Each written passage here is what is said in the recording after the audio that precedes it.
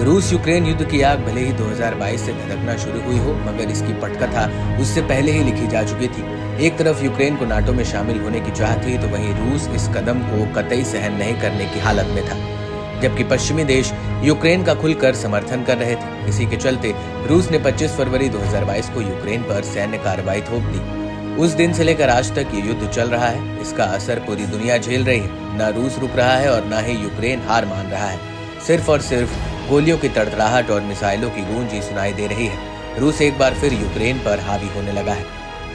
बीते 1 जुलाई को एक रूसी ड्रोन ने मध्य यूक्रेनी सीमा से करीब 150 किलोमीटर दक्षिण पश्चिम में घुसकर यूक्रेनी वायुसेना के सुकोई Su-27 लड़ाकू विमानों की लोकेशन ट्रैक की थी।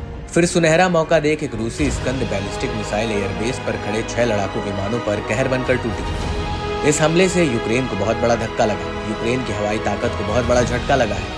रूस के खिलाफ इस्तेमाल होने वाला यह हथियार पल भर में ही राख हो गया। ऐसा दावा है कि इस हमले में 2 फाइटर जेट जलकर तबाह हो गए, तो वहीं बाकी 4 विमान क्षतिग्रस्त हो गए। रूस का हालिया हमला यूक्रेन की वायुसेना के लिए सबसे महंगे दिनों में से एक साबित हुआ। रूस ने इस हमले पर कहा कि रूसी सेना ने यूक्रेन के सशस्त्र बलों के 6 लड़ाकू विमानों को निष्क्रिय कर दिया। इस हमले में यूक्रेनी ढांचों और इंजीनियरिंग कर्मियों में भी खासा नुकसान हुआ है। वहीं यूक्रेनी वायुसेना ने भी रूसी हमले की पुष्टि कर बताया कि हमले से 2 विमान बुरी तरह नष्ट हो गए, जबकि 4 अन्य को नुकसान पहुंचा है। बता दें कि यूक्रेन में जबरदस्त तबाही मचाने वाला रूस यहीं शांत नहीं बैठा। रूसी सेना ने ठीक अगले ही दिन यानी बीते 2 जुलाई को एक ड्रोन से यूक्रेनी एयरपोर्ट पर पहले निगरानी की, फिर स्कंद मिसाइल से जोरदार हमला किया। इससे यूक्रेनी सेना के Mi-24 गनशिप हेलीकॉप्टर को नुकसान पहुंचा।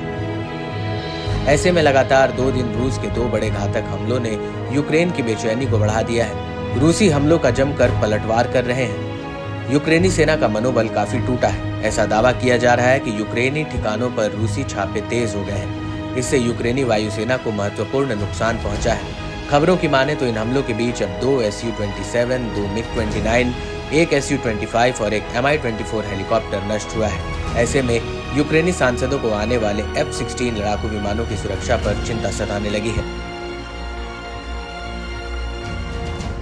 सांसद मैरियाना बेजुला ने खास तौर से यूक्रेन आर्म्ड फोर्स के commander in chief Alexander Syrskyi को निशाना बनाते हुए कहा कि आपने हमारे विमान की सुरक्षा वायु रक्षा के मामले में स्थिति को ठीक नहीं किया है। F-16 लाने की स्थिति में जरूरी बदलाव नहीं आएगा। इसके बजाय वे रूसी हमलों के लिए एक और लक्ष्य बन सकते हैं। यूक्रेन जो पहले से ही कमजोर स्थिति में है, इस महत्वपूर्ण मोड़ पर इतना नुकसान बर्दाश्त नहीं कर सकता। जब युद्ध शुरू हुआ तो यूक्रेनी वायुसेना के पास Su-27S, Su-25S और MiG-29S समेत 125 जेट थे। इसमें से करीब 90 जेट का नुकसान हुआ है। ऐसे में ये देखना काफी अहम रहेगा कि घात लगाकर किए जा रहे इन हमलों की चपेट में क्या अमेरिका के सबसे ताकतवर F-16 लड़ाकू विमान भी आते हैं या नहीं।